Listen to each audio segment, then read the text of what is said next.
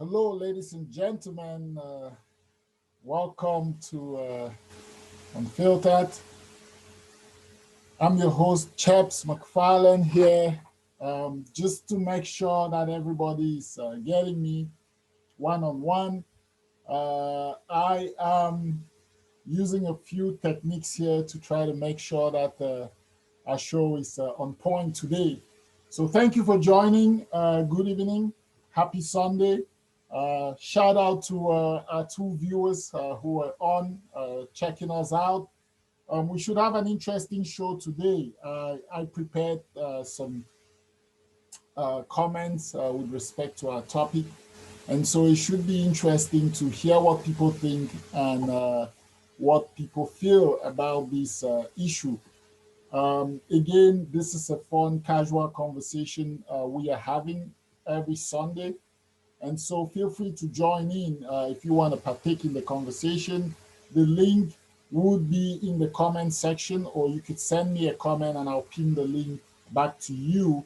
Encourage others to join the conversation, to join the show, to have other people watch. We like to grow at Unfiltered, and we want many more people to partake in these conversations and these casual discussions that we have on some of the hot topic issues, or other issues of interest, or other things that are just done by goodwill folks for the betterment of humanity. All of that is what we do here at Unfiltered, and we like to bring you great conversations, great shows, and everything. By the way, I do have right here a little glass of some, scotch that is going to help me as I delve into this very complex topic, which is conspiracy theories, what it is, what we should make of it, what are other people saying about it, how should we navigate a world where conspiracy theories is rampant, but not just rampant in the sense of, you know, around us, people talking about it. It's both being perpetuated by various institutions, individuals, groups, organizations for all of their own purposes.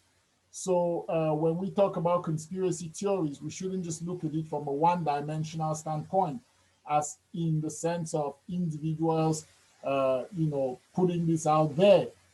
Conspiracy theories have existed long before perhaps I was born, and as far, far back as the dawn of the 18th century, or even longer than that. So there is a lot to unpack, and I would love your help, the viewers, to help me unpack this and to participate in the conversation and to share your thoughts, your views, what you're thinking, your reactions to some of the things I'm saying. And also, if you feel inspired and you want to join me on, that is good and fine. We can make that happen.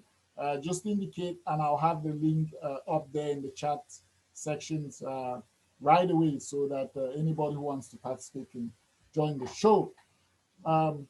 So let's get on with it. First of all, I would like to say that this week we did. This week was one of those weeks where we talked about mental health. Mental health is a huge thing in society. It's something that affects each and every one of us as individuals, as communities, as a polity. It affects families. And so this week was one of those weeks where, we saw the campaign to normalize the conversations around mental health. And I was thinking about making a topic for today that involved mental health, and specifically, I wanted to explore the issues of men's mental health. But, when I squared them both, talking about that and then also talking about the topic which we have for today, which is conspiracy theories, I thought, these are better dealt with individually. So, just to let our viewers know, we will revisit a conversation around mental health, and we will talk around men's mental health. And I've been looking for some fine folks to join in that conversation, because I think it's really important that we talk about that, specifically on men's mental health. That's something that is not really talked about a lot, or I should say, we the males don't engage in it quite often, particularly in a public forum as this. I recognize that. So the goal here is to ensure that we revisit that in a future episode. The other thing that I would want to bring to our viewers' attention is, if you had seen the posters for today, there was a little portion at the bottom that talked about an upcoming episode with an author. She's a new author. and she just published her book, and we will be talking about that on February 21st. I will have Miss Zita Tongwa, and we will talk about her new book. You could see it on Wrapping Gifts, and it's advertised on the poster we had for today. So I look forward to that, and I will continue to talk to you more about that, and you'll see that in our upcoming promo. So um, I will just take a minute here to see if more people can come on, and then we will continue with our broadcast. In the meantime, I'm going to pull up something on my phone with respect to our topic for today.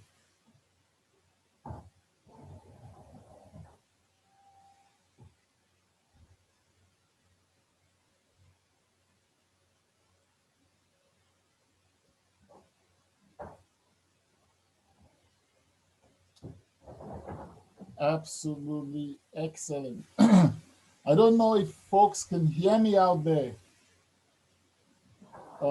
If you can hear me out there, give me a thumbs up so I know I am being heard one on one or 100%. Um, if you're there and you can hear me, um, it would be nice to get a thumbs up or a comment in that regard.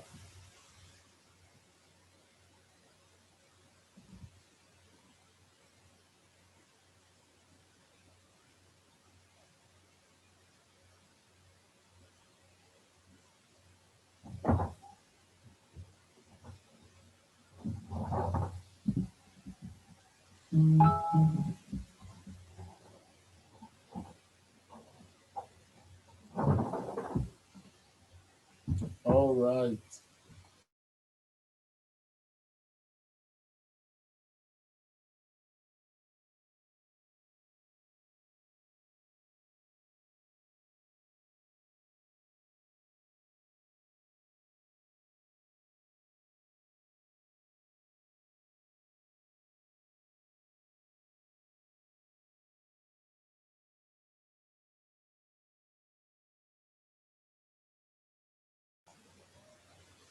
Let's just see if we get some folks come on into the live feed so that we could carry on the show.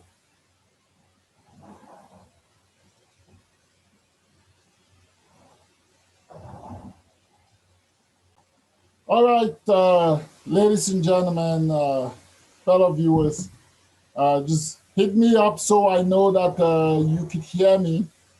Thanks, Kenny, and Keenan for joining this broadcast.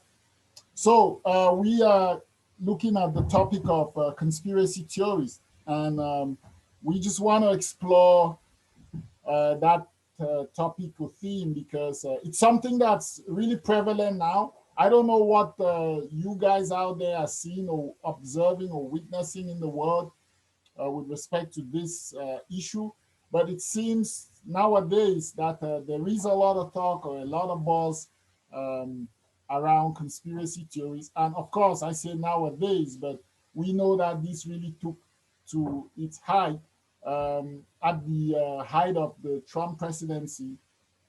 Nevertheless, it has infused our conversations generally, even in the way we have conversations as individuals, in groups. There is a lot of tiptoeing around these ideas or issues of conspiracy theory. So we're going to explore that and talk about what it is that it all means, how we should respond to it, and also what to do with conspiracy theories. What do we do? We have it here among us. So what do we do? Those are the things that I want to explore. So I would like our viewers to participate, engage with me in this because this is a topic that needs engagement. If you're gonna talk about it, so that I'm not just pondering my thoughts and opinions around it, leave some comments so that I could engage with your comments, or if you want to come on live, that's fine. So I'll start by just getting into some of the stuff that I had prepared on this. Give me a second.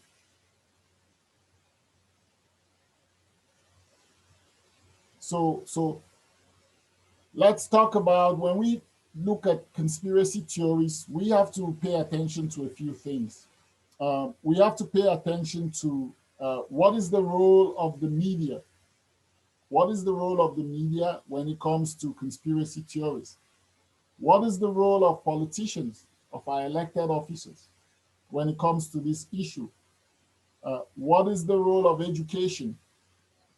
Education for society, for the people of society. What role does that play, either in adverting conspiracy theories or in propagating conspiracy theories? What is the role of secret government agencies? We got to look at that. What role do they play in this?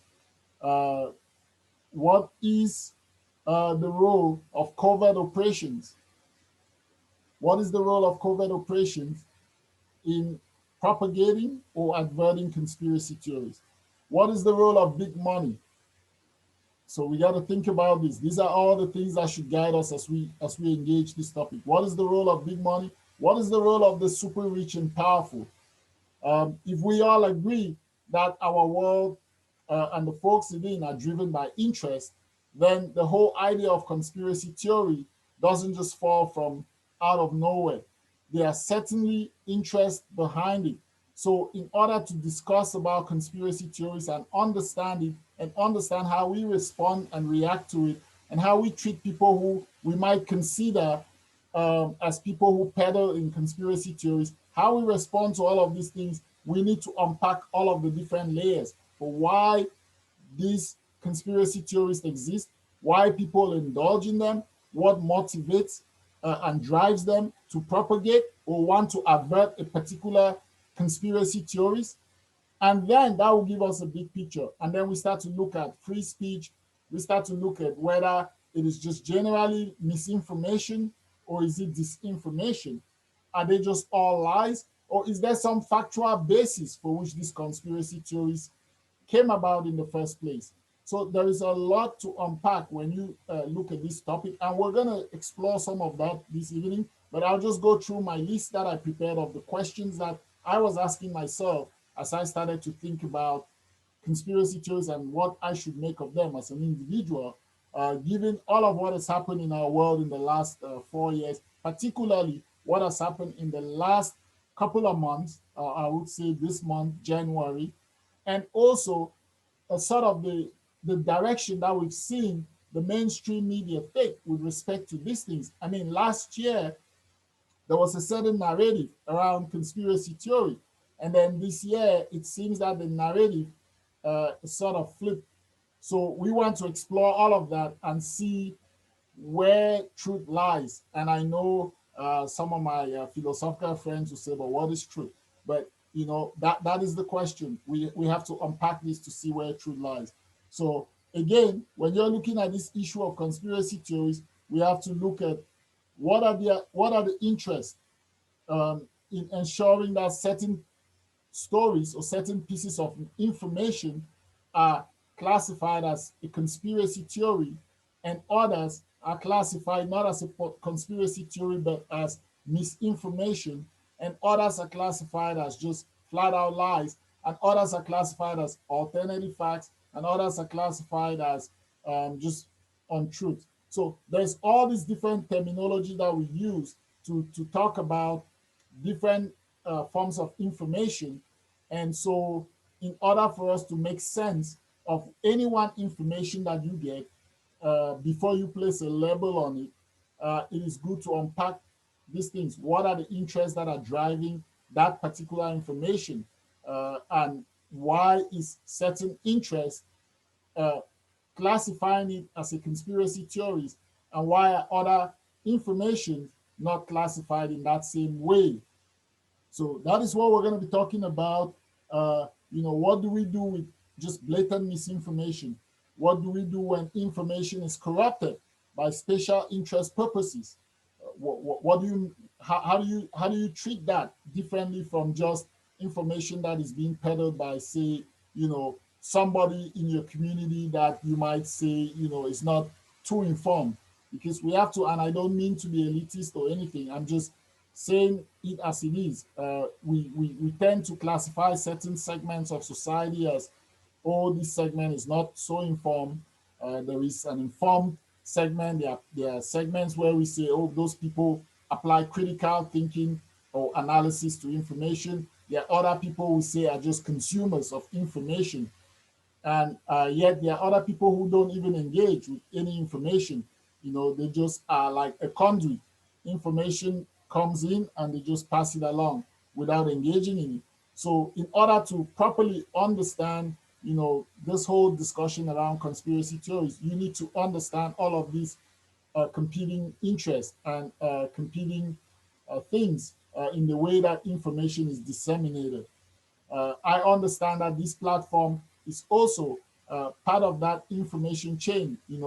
We have said so many times that here at Unfiltered, we call it Unfiltered because we open the room and open the tent up for people to come in, have free, frank conversations without fear, and then we engage. And hopefully, people learn, people are better informed, people sharpen their critical analysis, senses, and all of that edifies us in the way we engage in our shared humanity and in the way we seek to make our world better.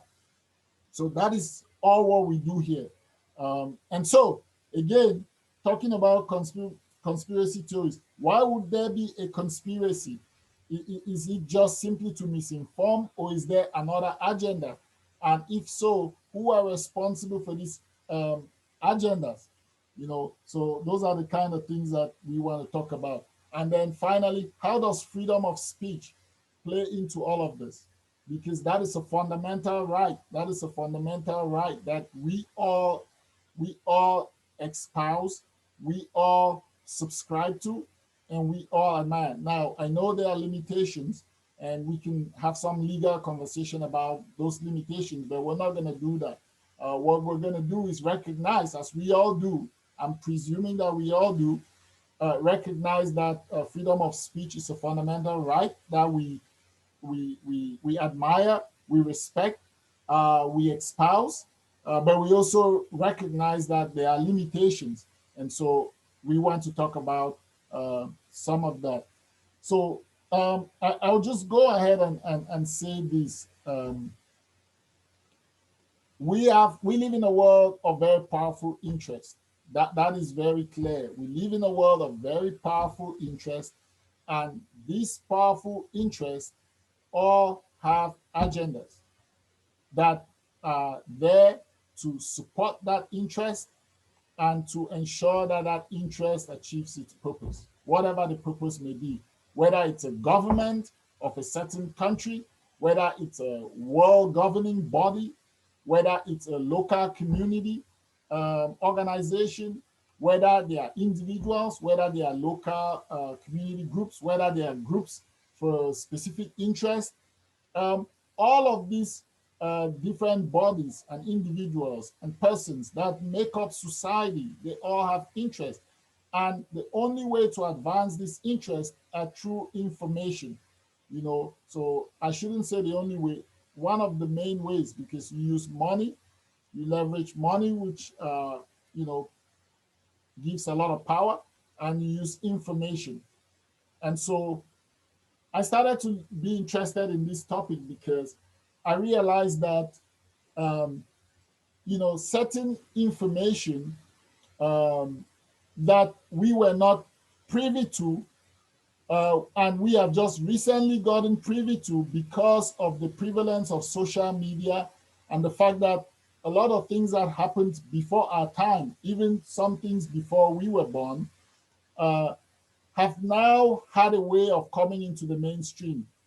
People are doing research, they're compiling works, books, audio books, videos, documentaries, and they're putting out things that we never knew happened in the past.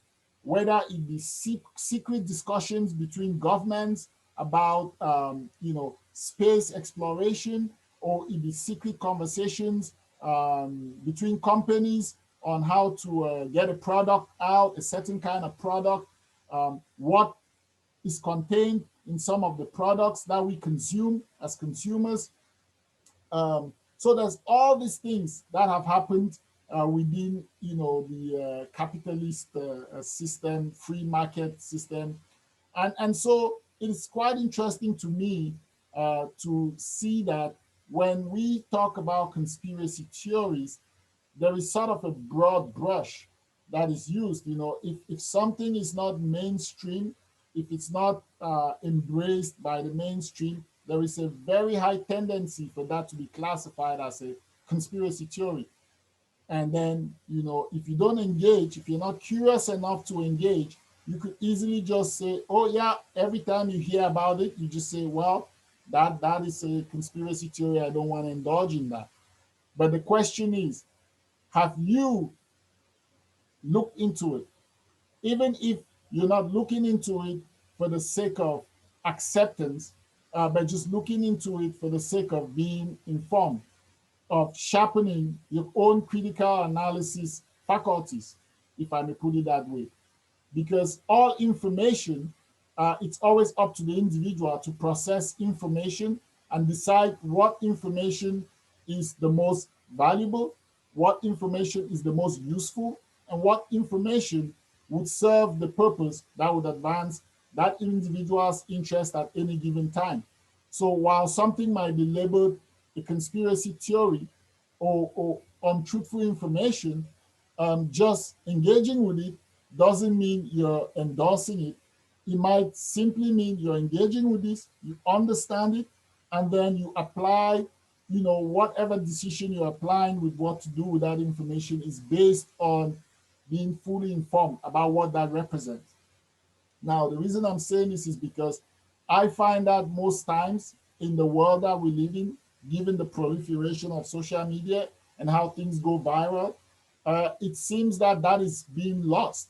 And so once something is tagged a conspiracy theories, it could easily just go through this sweep, this wave where, as people are sharing and making the same comments, this is a conspiracy theory, so dismissive of it, it just goes. Equally, it's the same way that conspiracy theories get spread because, they use the same techniques.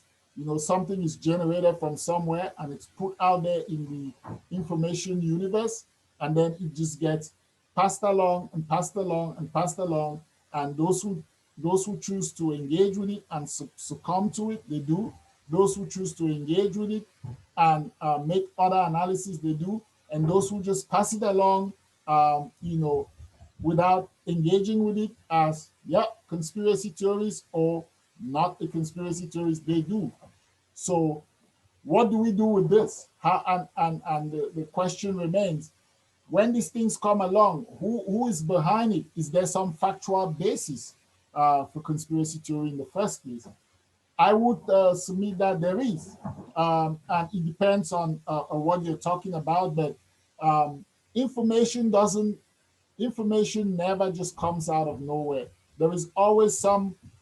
There is always some basis for any information that's being propagated out there. Now, we also understand that information gets distorted as it moves through the channels, as it goes from one person to another. And so there is all these things that we have to take into account. But let's get back to the conspiracy theories. I wanna profile one thing, and it'll be interesting to see if our viewers engage and make some comments on this. Um, I've been doing a lot of reading in the sense of I've been listening to a lot of audiobooks. I really like the audiobooks because my learning style fits within that sort of framework. So I listen, I'm immersed in it, and I really feel it, and so I learn. I like reading, and I just have a lot of other things to read for work that I don't have a lot of time to read, sit down and read other books, but I do try to make that time. but I just say that the audiobooks are more of where I engage in. So I've been listening to quite a lot of audiobooks on all kinds of topics.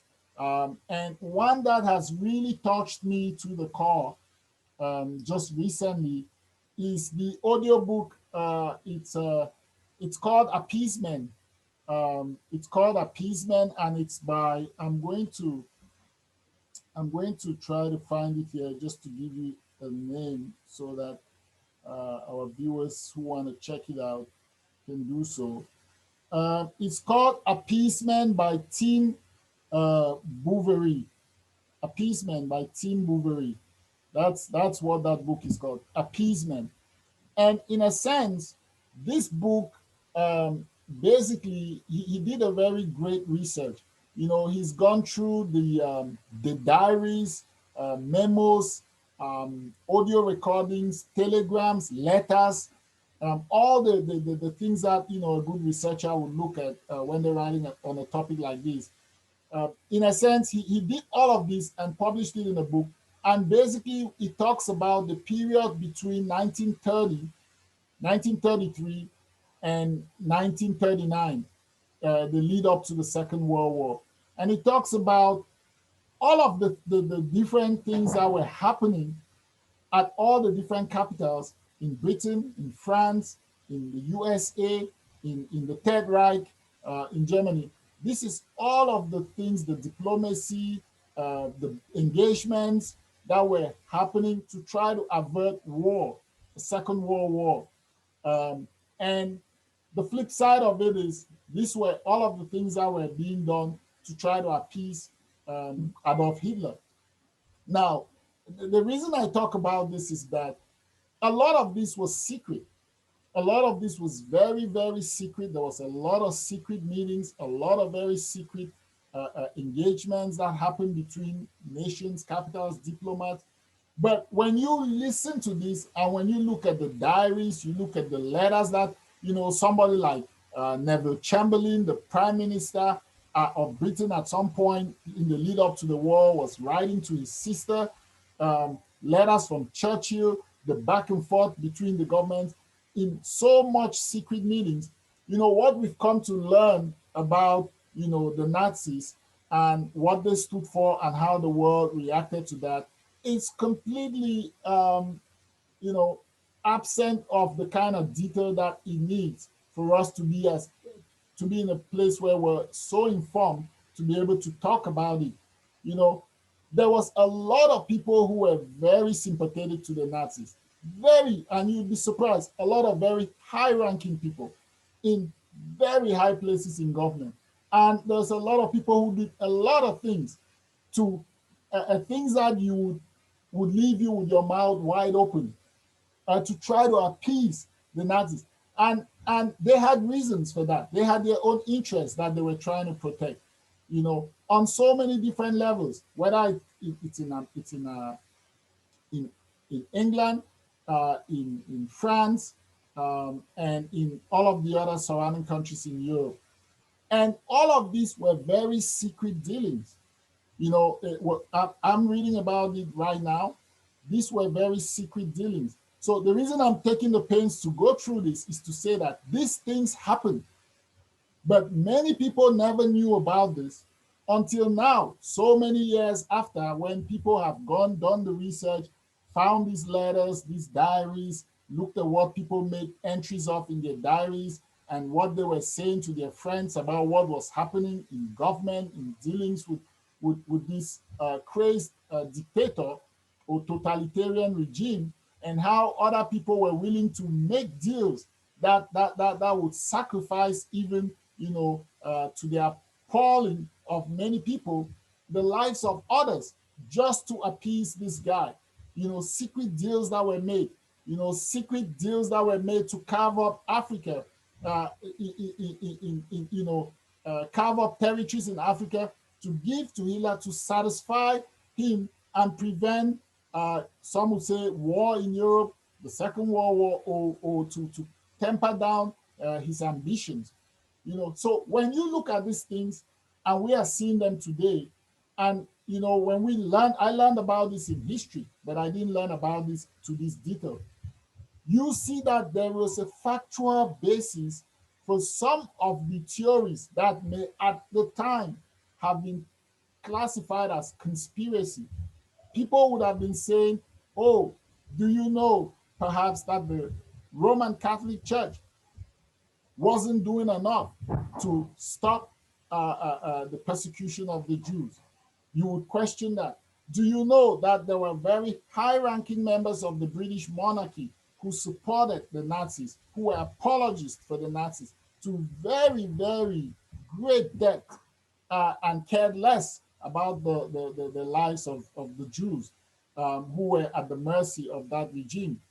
But all of these things you find out because, in hindsight, we have research that has uncovered this. But at the time, if there were people, as there were many newspapers who were writing on certain things, there were people who were writing about these things at the time. Some of these would have been dismissed and were equally dismissed as conspiracy theories. Now, some of these writings may have been distorted. They may have taken the factual basis and wrote about, exaggerated it in ways that did not represent what the reality was. I acknowledge that that is totally possible. Others may have just flat out taken the factual basis and made up lies to bolster one interest or another. Totally plausible. But the fact remains that there was a factual basis. There was a factual basis for why these stories would have came out. And so if at the time it was being referred to as conspiracy theories because that wasn't what the mainstream wanted. Again, this book is called Appeasement. It talks about how everybody wanted to do everything to avert war, the Second World War, knowing what had happened in the First World War, the loss of life, everything that was being done, and there were so many secret dealings that were made to the detriment of others in order to prevent war in Europe. And so there were people who were out there trying to expose this who would have been ostracized and classified as conspiracy theories simply because their narrative, their interpretation of the information that was there that they knew did not fit into what the mainstream wanted, into what the mainstream, the powers that be, the power brokers wanted of society, wanted of the world at the time. So that leads me to what I am talking to you about today. That when we hear conspiracy theories, when we see information and a certain interest is telling us that look at this information in a certain light, you have to be careful. You have to engage with that information. You have to critically look at it. And even if at the end of the day, you accept that it is a conspiracy theory, I think you'd be a better informed person than if you just subscribe to, I don't want to deal with anything that has the stain or the likes of a conspiracy, and you just pass it along. And then you walk right into the mindset of the perpetrators of wanting you to be less informed. That is one part of my argument. I'm interested to hear what folks think about such an analysis. And again, I'm just going to post the link into the comment section so that if you feel like you want to join, you can certainly hit the link and join. All right, so it's right there in the comment section. If you want to come on, hit the link and come on. Now, let's get on with it because this is quite fascinating. So, let's talk about some of the things that have come up more recently. Uh, Hang on, friends. Let me get this. Let me just get this. I have to get this out. Yeah.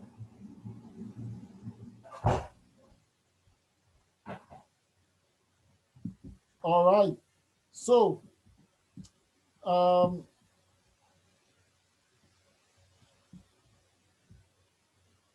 just a second. I need to be able to see this. All right, there we are. Thanks for being patient. So let's fast forward and put it into the context of what we're talking about today.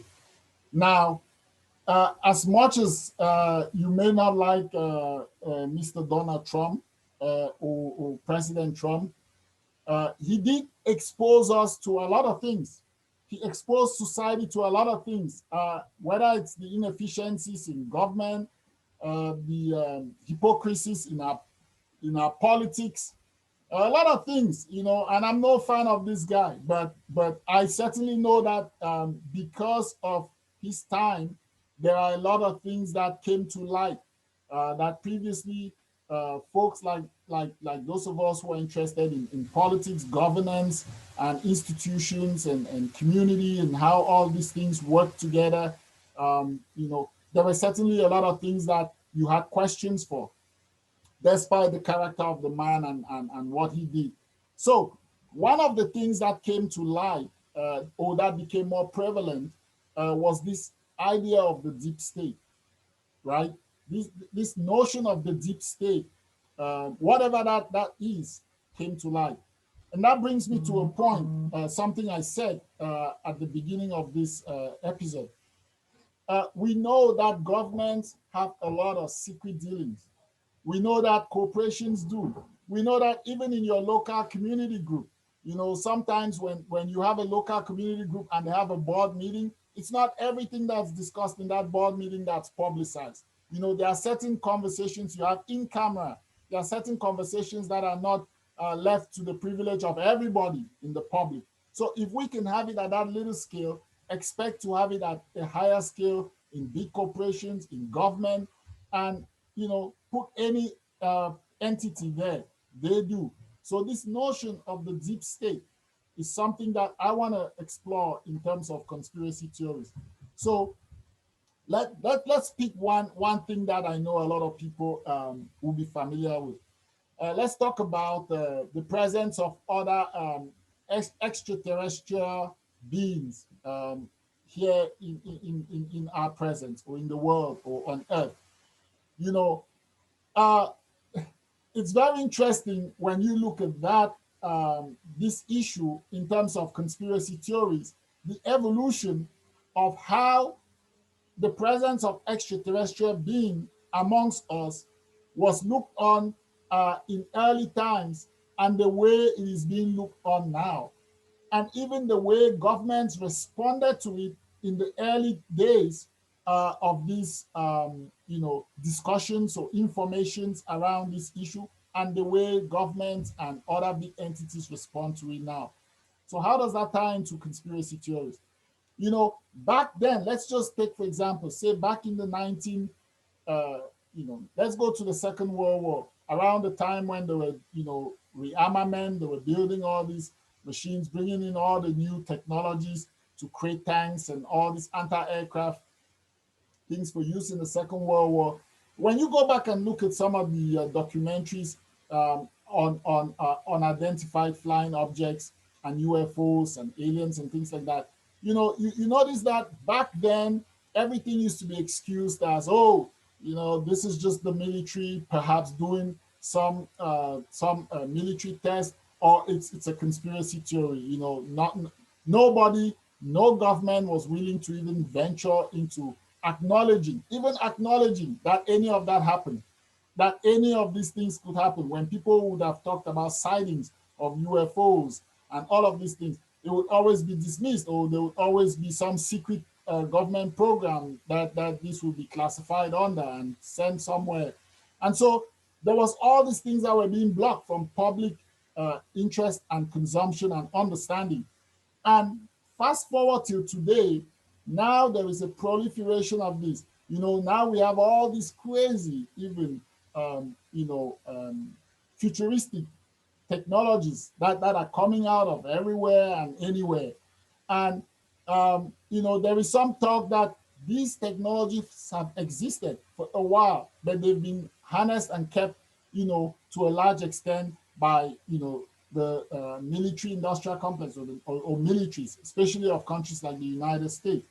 But you see now there's a lot of acknowledgement about space, what might be beyond. You have scientific articles that have been published, peer-reviewed, that talked about the possibilities of life in other parts of space, that talk about the possibilities of extraterrestrial beings, of contact, with these folks. You go into prehistoric times, you look at ancient alien historians.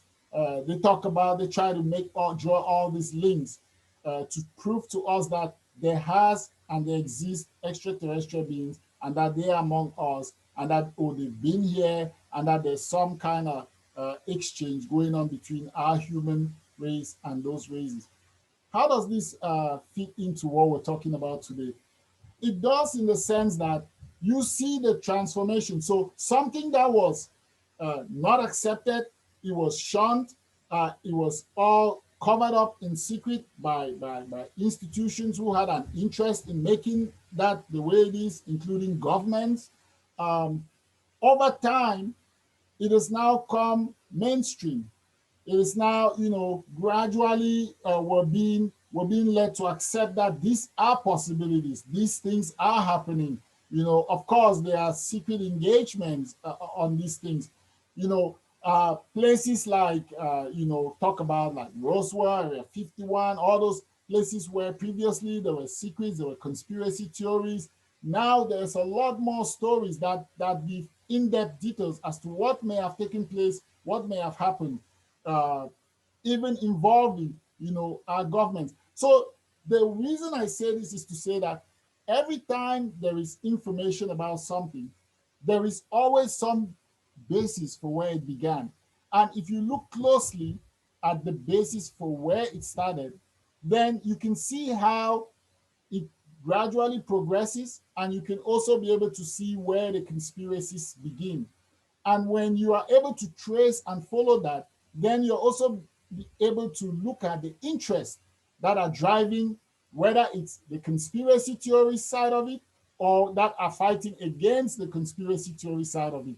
There's always two interests that are interested in information: the ones that want to distort it for a purpose, and the ones that are trying to keep it the way it is for a purpose.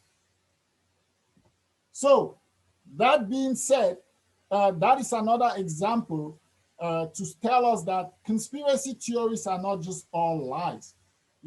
We have to engage when we come into contact with information and determine and ask questions and not just be dismissive. Now, there are some ridiculous conspiracy theories, or there are some ridiculous pieces of information that it's very clear on its face that is just, there's no factual basis for it, that is just false. There are those type of things, and we can't avoid them. They are going to be there, given the way that we are now organized around the way we disseminate information. So those things are going to be there. But I'm talking about the big ones that have consequences. Let's take another one and talk about it. Let's pick another thing to talk about.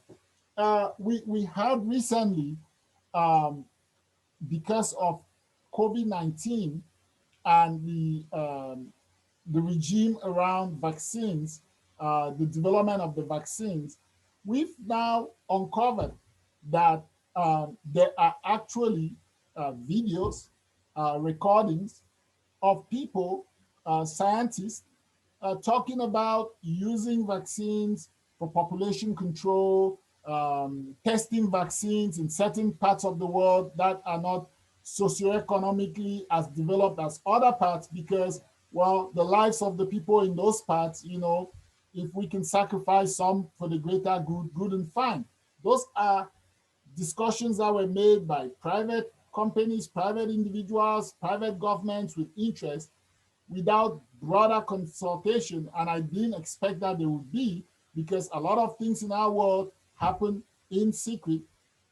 But we now have been privy, because of social media, to a lot of these things being exposed. Now, a lot of people might say, well, you know what? A lot of it is conspiracy theories. That is exactly why we're here, to talk about those things. So when you see skepticism to certain information, to certain things, the people who espouse this are not just gobbling up conspiracy theory and then reacting. You know, we grew up in different societies that have had different experiences with the way governmental system work, with the way the world economic system works, and with the distribution of resources, income, wealth, and all of that. So all of this plays into how people respond to information and to how people perceive information that comes. So back to the vaccines, and let me just look at the comment section because I feel like there might be some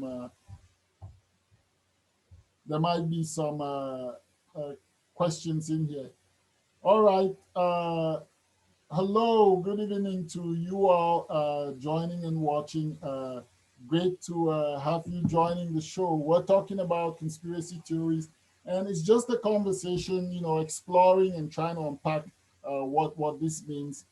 So, if you feel inspired to come on, please do. The link to join is posted in the comments. And yeah, come on and share your thoughts. Uh, but I was talking about this idea of um, conspiracy theories as it relates to vaccines. So, I remember as a little boy growing up, going to school, when they used to come around trying to vaccinate for polio and meningitis and all these things, sometimes we used to run away because at times we were told that, these were folks that were going to come vaccinate us and we were going to get some disease or that we were going to be disabled. We used to hear all these stories for why vaccines were being administered. Because I came from a good home, and my parents are, very very educated people. So some of these we had no choice. We were compelled to subject ourselves to receive these vaccines. Other ones, I remember times when I ran away.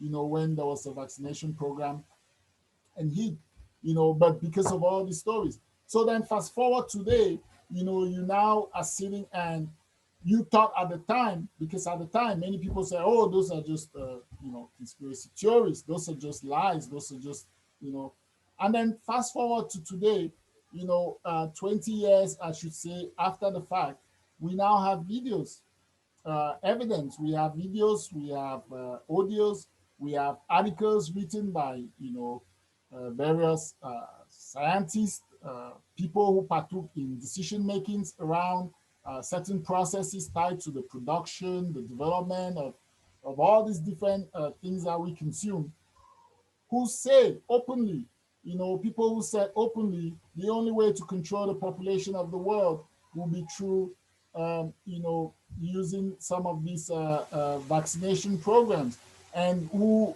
in some of these audios, have confessed to targeting places like Africa, the less developed world or the developing world, to carry out tests, vaccine test. COVID-19 has taught us what? That there is a rigorous process for developing vaccines. We accept that. There's no question about that. If anything, it has been proven through our experience of this COVID-19 and seeing all of the efforts, all of the resources that have been put into developing a vaccine. But what has that also led us to see and understand? We have also understood the other side, the side that previously wasn't in the public sphere. I mean, without COVID-19 and the pressures that government, corporations that are all involved, the pharmaceuticals involved in this industry, have made it so that the process has been very public. We have been watching it. We get brief daily updates about what the stages are, what they are doing, the effectiveness of the vaccines, the testing against certain populations, and what that is showing. All of these things happen in the public sphere because of the way and nature of the COVID-19 novel virus. So, but previously to that, Just take a few years back when it was Ebola, we never had any of this. There was no grand public engagement in how to solve the Ebola crisis. It was all done in secret, or say not so publicly, and it was all private. The investigations, the tests, everything that was being done, and that has been the history of the development of vaccines to a certain extent, on various things, whether it's polio, meningitis, any one of the ailments that have used vaccines you want to talk about. It has always been secretive, and in that secretive process, we have never been preview the way we have been with COVID to all the mistakes, to all the shortcomings that happen during those processes, and what they do, how they deal with that data, right? So back in those days when people used to say that the vaccination program is to do population control and is to do XYZ, it could be labeled as lies, conspiracy theories, and whatsoever. But nowadays, because of what happened during the COVID, we have seen a lot of transparency, but we have also seen confessions of people who confessed that they had tried AIDS vaccines in certain populations in Africa, even though it may not have been the best. They knew that it wasn't going to cure, or they may have deliberately infected people with HIV to try certain vaccines. So you have all of these things, and you cannot just dismiss them all as conspiracy, because again, it starts with a certain factual basis. There is a place where it starts, and then of course, as we've said, various groups of people will take this and spin it to suit whatever interest it is that they are fighting for. And so that is the way we have to understand, this idea around conspiracy theory and whatsoever. That is the way we have to understand it, and the way we have to look into it. The other thing that engages this is the freedom of speech. So we, on the one hand, have a constitutional, for those who live in constitutional democracies, you have a constitutional right to free speech, right? And then on the other hand, you have very powerful interests like, corporate media. I want to put it that way, because the media, we have this sort of myth that, the media is the fourth branch of government. And the tensions that come out of that is that, okay, who is that media? Is it the media that is owned by private individuals, the corporations, the media corporations that are owned by private individuals? And yes, that do a public good to a certain extent, but also would largely advance the interest of that private individual and their bodies? Or is it a media that's owned and controlled by government, which in that case advances the interest and information that said government wants the people to know? So when you look at the media, you have to ask those questions, because you don't just consume. On one end, if the government is overly involved in the media and it becomes the mouthpiece of the government, certain medias, then depending on the level at which that government falls on the democratic index, dictatorships use their medias to advance their interests of that dictatorships. Democratic governments have a different kind of engagement with the media. Some media might be more favorable to them. There are other media that are not. And so they have to deal with that balance. Now, you have corporations that control medias, and these corporations are owned by people. So those media platforms have to balance, putting out information that is for the common good versus advancing the agenda of the people who pay the bills and who own those corporations.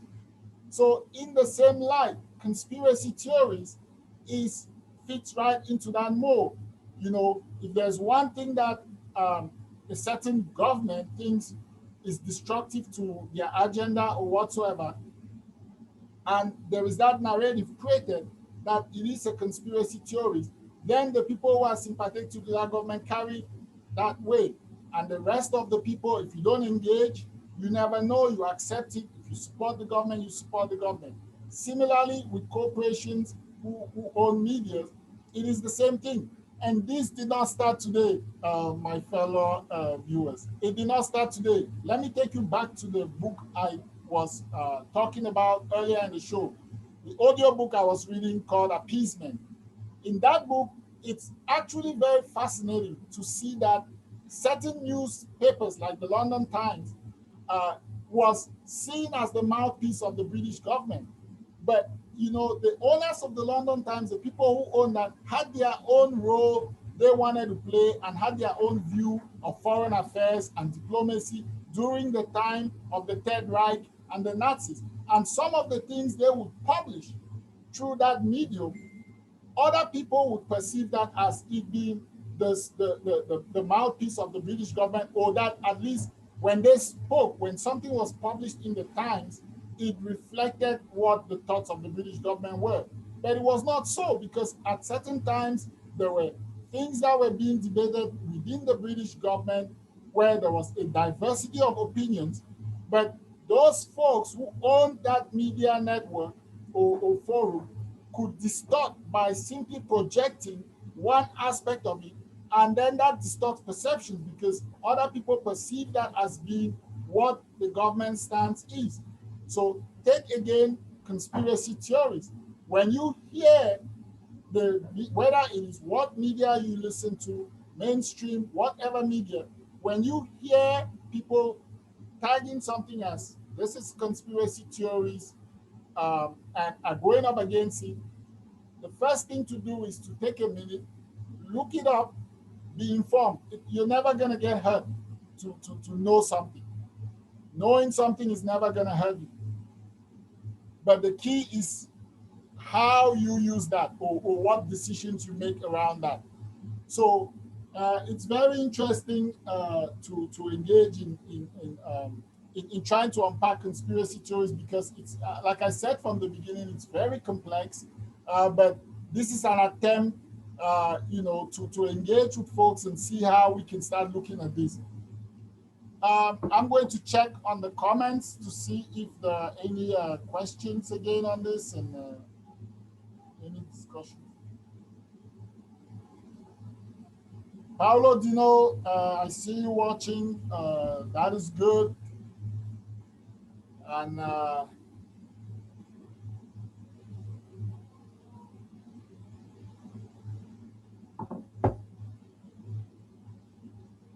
so let's talk about some other aspect of this.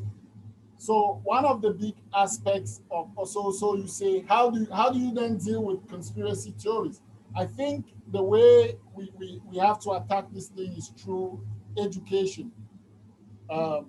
We need to educate ourselves, but we also need to ensure that the education that our children, our young people go through is an education that can actually help them understand.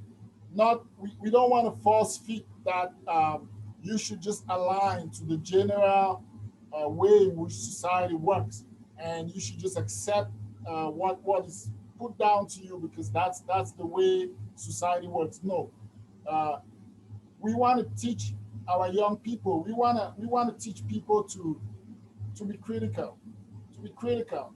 You don't need a certain level of education to do that. It's just when you see information, you take it in, you understand what it is, and you also open yourself up to a counterpoint on that. You also open yourself up to taking a different posture or something that might contradict that. And then you square that in your brain. That's just an exercise you can do. And I bet you'll find that it helps. It helps you become a little bit skeptical, but the skepticism that you develop is well founded because you just don't accept things that are just told to you, you take time, you study if you have the time, or you engage with it to some extent before you accept. And that all helps. And what all of this does is it also helps to stop those who peddle in conspiracy theories, in the sense of how people might say, you know, if there are people who are out there and who have a vested interest in a certain kind of conspiracy theories, and that's what they peddle, and you're against that, then the way to stop that is not just to label or tag them as conspiracy theorists, is to engage.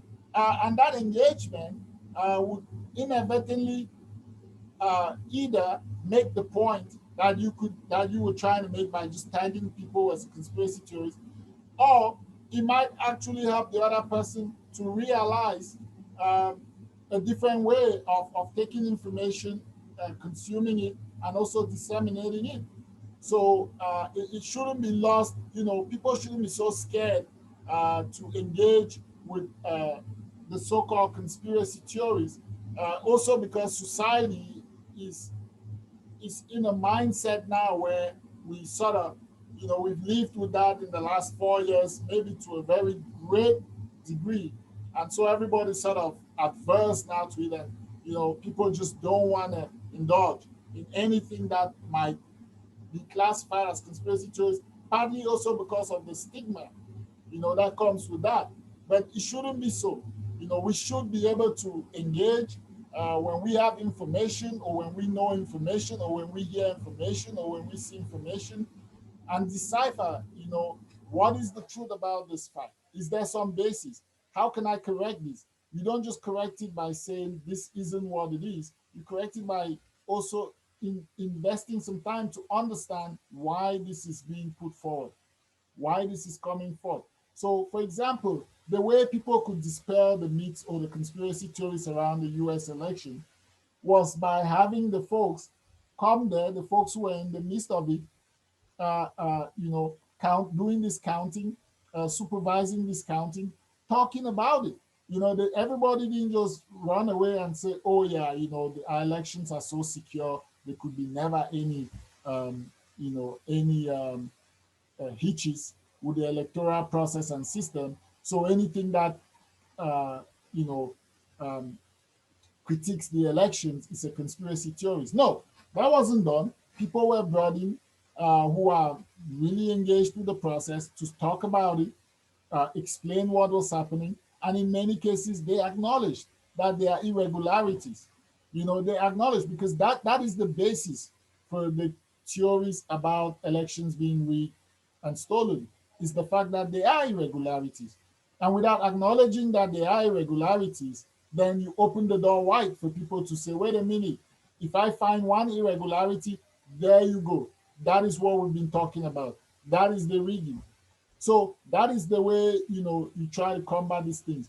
We seek the truth, let the truth be put forward to us. So one of the things I was going to do is to say it's a challenge. Whenever you see something that you think it's a conspiracy theory, or you label it a conspiracy theory, challenge yourself to go and find out what the truth or the basis of that conspiracy theory is. Where did it start? What is the basis of it?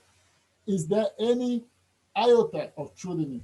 And if there is, have the mindset, just because you accept that there is some iota of truth here doesn't mean you endorse it. I want to make this clear. I want to make this clear because that is the distinguishing point. Just because you accept that there is some truth in something doesn't mean you endorse that. But that acceptance is helpful in the sense that you can have a better conversation with somebody who peddles that, because you can acknowledge, sometimes people are entrenched in positions or that they take is because the other side doesn't acknowledge some basis for what is being done or being said.